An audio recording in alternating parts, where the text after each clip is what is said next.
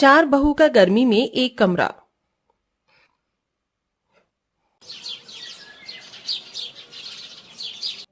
अरे वाह, एक तो चिराग मेरे घर में पहले से था, बाकी के तीन और भगवान ने मुझे नसीब किए हैं।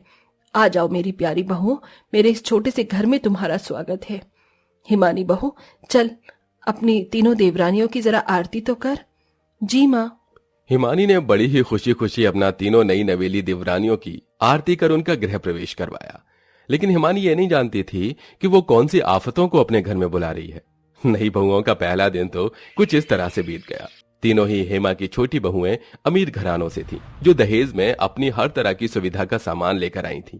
सिर्फ एक हिमानी ही गरीब परिवार से थी। नई बहुओं की शादी के लगभग एक हफ्ते बाद। अरे रीमा, तुम्हें माँ, आपने कमरे में क्या एसी चलाया हुआ है? जी हाँ, मैंने एसी ही चलाया हुआ है, लेकिन जेठानी जी यहाँ खड़ी होकर आप ज्यादा इसकी मजे मत लीजिए। मतलब? मुझे कोई मतलब नहीं बताना है। रीमा ऐसे बोलती हुई एसी को बंद करके कमरे से बाहर आ गई। हिमानी को यह बेरुखा सा बर्ताव काफी अजीब लगा, लेकिन उसने उसे नजरअंदाज कर दिया। ऐसे ही दोपहर के समय। हाँ, मेरा तो पेट भर गया। अब तो मैं चली अपने कमरे में थोड़ी सी कूलर की हवा खाने। बहू, खा पी कर जल्दी, टेबल पर से बर्तन भी उठाने होते हैं। मैं जानती हूँ मम्मी जी। हाँ तो कहाँ जा रही हो? इन्हें समेट कर जाओ। मम्मी जी, जेठानी जी है तो सही, इन्हें समेटने के लिए तो मैं मेहनत क्यों करूं? जेठानी जी तुम्हारी जेठानी है, क्योंकि कोई नौकरानी नहीं है जो तुम उस बेचारी पर ही गर्मी में सारा लोड डाले रखती हो। मम्मी जी, हम आपकी अमीर बहुएं हैं जिन्होंने आपको भर भर कर दहेज दिया है। जेठानी जी ने क्या दिया है? ना उनकी शक्ल अच्छी है, न रंग रूप, और तो और वो दहेज भी कुछ खास नहीं लाई थी, तो घर के काम वही तो करेंगी।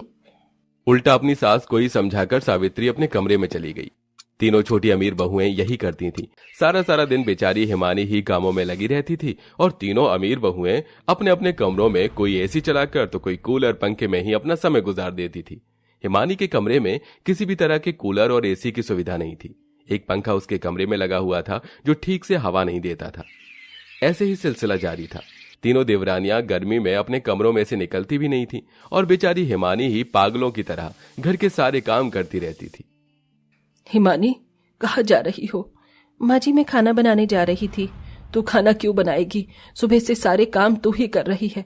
तू घर की बड़ी बहू है, अपनी देवरानियों को बोल कि वो कोई काम देखें। माँ जी, उन्हें बोलने का कोई फायदा नहीं है, वो कोई काम नहीं करेंगी, और अगर मैंने उनसे कुछ करने को कहा भी तो हो सकता है कि बेवजह कोई बात बन जाए। हिमानी ऐसे बोलकर रसोई में चली गई। गर्मी में पूरी रसोई में भपका हो रहा था। ऐसे में हिमानी ने गैस जलाई और वो खाना बनाने लगी। कितनी गर्मी है, ऐसा लग रहा है जैसे इस रसोई में ही उबल रही हूँ। एक तरफ हिमानी थी जो सारे परिवार के लिए मेहनत कर रही थी, तो वहीं दूसरी तरफ एकदम सही कहा तूने, इतनी गर्मी में तो कुछ भी करने का मन नहीं करता। अरे ये किसने किया? अचानक ही गायत्री के कमरे का कूलर बंद हो गया। वो कूलर किसी और ने नहीं बल्कि हेमा ने बंद किया था। हेमा के साथ सावित्री और रीमा भी थी। मैं तुझसे बाद में बात करती हूँ। माँ जी, ये आपने क्या किया? बेशरम, कैसे दांत फट रहे थे तेरे फोन पर। चल इधर आओ, रसोई में हिमानी के साथ कोई काम देख। मैं रसोई की इतनी गर्मी में कोई काम नहीं करूंगी। हाँ, गर्मी तो बस तेरे लिए ही है। जरा बड़ी बहू को देखो कैसे बेचारी पूरे दिन कामों में लगी रहती है, और एक तरफ तुम तीनों हो कि घर के किसी काम को कोई मतलब नहीं। ऐसा नहीं है माँ जी, हम भी घर के काम करते हैं, बस जेठानी जी जरा ज्यादा हाय हल्ला मचाती हैं। अच्छा, तुम भी काम करती हो और तुम्हारी जेठानी हाय हल्ला मचाती है। ठीक है। क्या ठीक है? आज से तुम तीनों को अपने कमरों में जाना बंद। क्यों माँ जी? अब से तुम तीनों अपनी जेठानी हिमानी के कमरे में रहोगी। क्या? लेकिन क्यों माँ जी? बस यही मेरा फैसला है, और अगर किसी को इससे दिक्कत है तो बाहर का दरवाजा यहीं सामने की तरफ है। हेमा की बात तीनों बहुएं समझ नहीं पाई थीं, लेकिन उन्हें न चाहते हुए भी उसकी बात को मानना पड़ा। हेमा ने तीनों बहुओं के कमरों में ताला लगा दिया और तीनों को हिमानी के कमरे में छोड़ दिया। अब रहो यहाँ। हेमा मुस्कुराती हुई वहां से चली गई। ये माँ जी हमसे चाहती क्या है? इन्होंने हमें इस छोटे से कमरे में क्यों बंद कर दिया है? सही कहा, यहाँ पर तो बैठने का भी मन नहीं कर रहा है। माँ जी ने कुछ सोचकर ही ये फैसला लिया होगा। आप सभी गर्मी के बारे में ज्यादा मत सोचिए। अगर आप गर्मी को भुलाकर किसी काम में लग जाएंगी तो आपको ये कम महसूस होगी।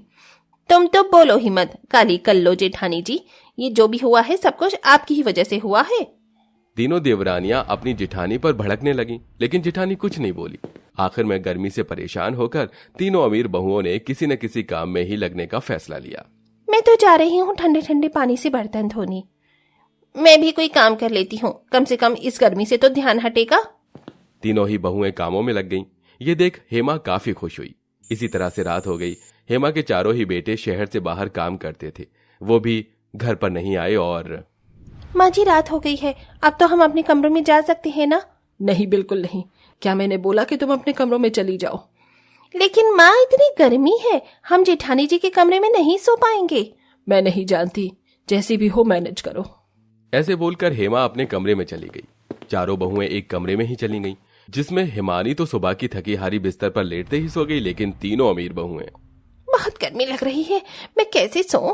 पता नहीं जेठानी जी कैसे सो गई हैं। मेरी तो पूरी कमर ही पसीने में तर हो रही है। माँ जी ने ना जाने क्यों हमें यहाँ फंसा दिया है। तीनों बहुओं की ऐसे ही जागते हुए रात कटी और अगली सुबह। हाँ तो कैसी नींद आई? पूछो मत माँ, पूरी रात एक झपकी भी नहीं लग पाई। माँ जी हमें हमारे कमरों में जाने दीजिए ना, आप हमारे साथ ऐसा क्यों कर रही हो? जानना चाहती हो कि मैं ऐसा क्यों कर रही थी? तो सुनो, इस एक दिन की गर्मी ने तुम्हें हिला दिया ना। ऐसा नहीं है कि गर्मी पड़ नहीं रही थी, हर रोज यही गर्मी पड़ती है, लेकिन तुम उसे अपने हिसाब में ढाल लेती हो। पर बेचारी तुम्हारी जेठानी करीब है तो वो ऐसा नहीं कर सकती। वो इसी गर्मी में रोजाना भूनती है, और इतना ही नहीं, इतना सब कुछ हो जाने के बावजूद तुम भी उसकी मदद नहीं करती हो। मेरा मकसद तुम्हें एक साथ करके सिर्फ तुम्हें तुम्हारी जेठानी की हालत का अंदाजा करवाना था कि बिना किसी कूलर और एसी के काम में लगे हुए ये गर्मी कैसी लगती है, क्योंकि तुम तो घर में कोई काम देखती नहीं थी, ऊपर से अपनी जेठानी को ताने भी देती रहती थी। लेकिन एक दिन उसकी जिंदगी जीकर तुम्हें कैसा लगा? हेमा की बात सुनकर तीनों छोटी बहुओं का सिर शर्म से झुक गया। अब उनके पास अपनी सास की बात का कोई जवाब नहीं था। हमें माफ कर दीजिए जेठानी जी। माँ जी आज हमें आपने आईना दिखा दिया, मुझे भी और मुझे भी।